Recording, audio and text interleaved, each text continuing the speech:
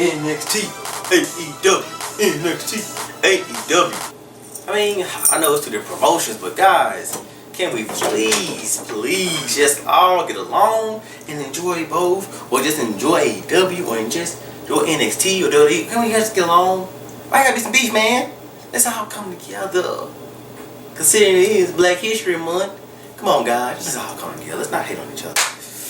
So anyway, let's talk about some highs and some lows if there were any this week on NXT and AEW. Were there any lows? Were there any highs? I don't know. Yes, I do, because I watched both.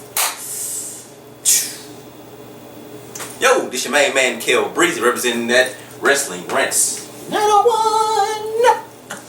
So, NXT, AEW, both kicked off properly, if you ask me. I mean, I enjoy NXT AEW better because you know what? They don't be starting to show off with a 30-minute promo or 30 minutes of two different people or groups going back and forth, blah, blah, blah, blah, blah, blah, blah, blah. They start off with some action. And they work their promo or two here and there in, but they don't be super long and drawn out. And if I feel like if you're going to do a promo, at least let it lead up to a match or a brick fight or brawl that like security and people got to break it up. That's what needs to happen on SmackDown and Raw. I'm just being honest.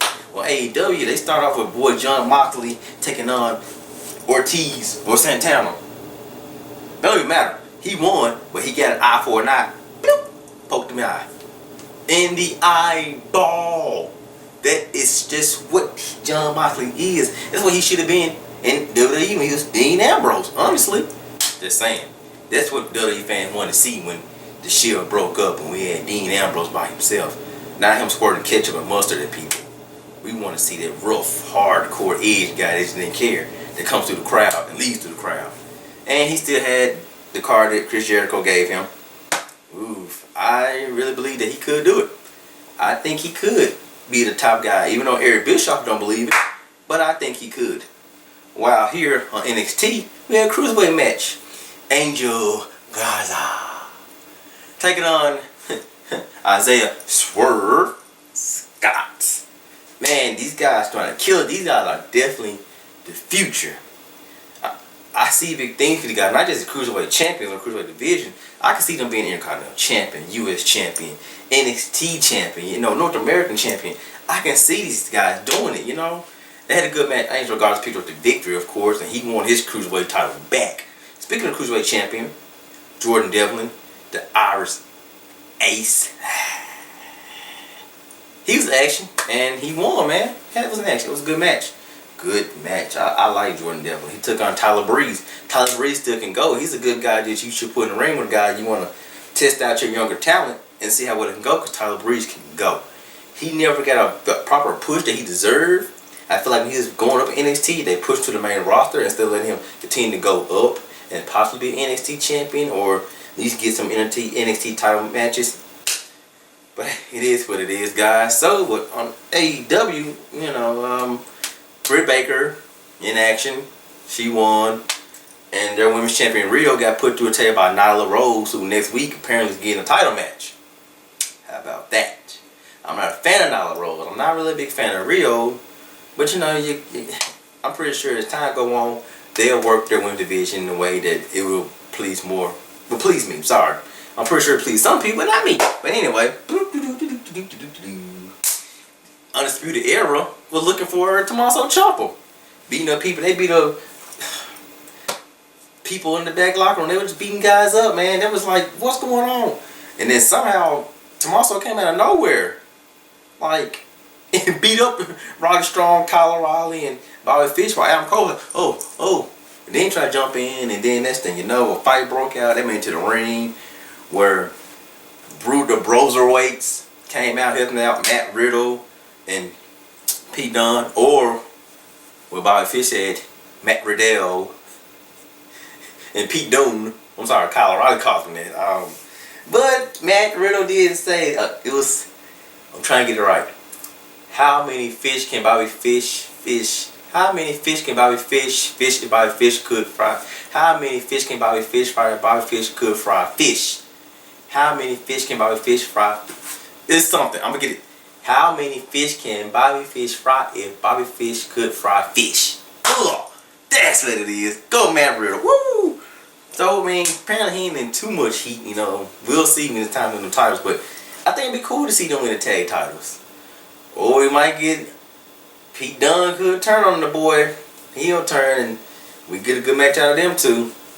Either way, they win the titles, tag titles, or one of them turn on each other. Either way, it's still gonna lead to something good and promising. Over on AEW, I'm just gonna talk the highs, guys, because it was a good feel. AEW, I feel like, man, they just really pushing it now because they lead into their pay-per-view this month, Revolution. They're pushing to it, man. They're getting into it. Oh man, we had, you know, a tag match. SCU against the best friends with my boy Orange Cassidy. And it was and it's for a number one contender match for the tag titles. SCU won, but after that, the Dark Order attacked them and beat their butts. But then when Christopher Daniels came out, like, they just let it go and walked away. So I don't know. It's like, is Chris Daniels probably like gonna be the leader, or is he gonna join a group, or they just saving their butt whooping for something more and make it seem like they try to split SCU apart? Like, what happened? Why they didn't do anything? But I mean, hey, their tag team division, WWE main roster, take notes. AEW care about tag team, good tag team. Ain't no tag team matches can steal the show. That's very, very true. Woo! The Queen, Charlotte Flair, she came to NXT. Bianca Belair and her had back and forth. She was trying to diss Bianca Belair, but she held her own. Bianca Belair held her own. Not gonna lie, she held her own. Good job. Rhea Ripley came out. She held her on too against Charlotte. And Charlotte told Bianca Belair this is a conversation for champions, but I think Charlotte need to win one because she's a former champion. Anyway, boop, there it is. But then NXT stood their ground. Rhea Ripley and Bianca, they jumped on Charlotte because we are NXT. Woo! That was pretty dope. And they left her land. So, and Bianca let them know, don't overlook me. Don't try to look past our match. Because you're not just going to smoke me. Which I believe this is going to be a good match. Bianca going to prove once again why she is the EST of NXT. EST of NXT. Watch. I don't think she's going to win. Because bigger money is on Charlotte and Rhea Ripley at WrestleMania. Sorry, Bianca. One day you'll get to be that big money match too. No disrespect. No disrespect at all, boo. And then on NXT, Dominic Dijakovic, once again, in a match to prove why he should get a title shot, a North American title shot. He took on Killian Dane. And I was impressed because of two big guys going like that cruiserweight. They just flying around the ring and jumping and being agile. And he did the whole beast your eyes on Killian. And he won. And he has now, Dijakovic has a title match against Keith Lee for the North American title at NXT TakeOver Portland this month. These guys can go. I'm enjoying that match. I already know it and I feel it. Oh, let's not forget, in an 8-man tag match on AEW, we had the Elite. I gotta say the Elite and Adam Page, because he kind of been doing his own thing, even though when it comes to celebrating. They took on Blade and the Butcher and the Lucha Bros. I didn't say it loud because I don't know exactly what he was saying. But yeah, zero fears. And the Elite lost. Adam Page was being a butthole, man. It's like when the Elite was on the road, running the thing back and forth, doing these moves, he just stood there like, start pulls. Come on, guys, it ain't about you, it's about me, man. I'm the future here. And then when he got in the rings on the road, you know, he didn't want to tag out. And the Jack's like, what happened? Lucha Bros towed him up, tag team moves on him, dropped him on his head. And then Ray Finn took care of the Young Bucks, and Pentagon got the pin. 1, 2, 3. The Bucks and Kenny Omega, they're mad. They're like, man, what's going on, dude? Why are you not on the same page as us? We want to win just like you do. Let's just work together. So I can see that Adam Page gonna turn the heel and him and Kenny Omega having a match. Speaking of Kenny Omega, Pac is still calling this man out. He is like threatening anybody that's close to Kenny Omega. Versus Michael Nakazawa, he was like, so you don't care about him because you still ain't gave me a match. And then Rio was like, I'm about to take Rio, but he unleash Nyla Rose on Rio. So hopefully Kenny and Pac will have that in the future. Yes, I want to see it gonna happen. Make it like a street fight, or a steel cage, or a ladder match, or something. I don't know. It'd be cool though. Epic. On NXT, we had a 6-man tag match. Undisputed Era, Bobby Fish, Adam Cole, Kyle O'Reilly, taking on Pete Dunne, Matt Riddle, and Tommaso Ciampa. Undisputed Era lost, DQ, because Rod Strong got involved, which brought back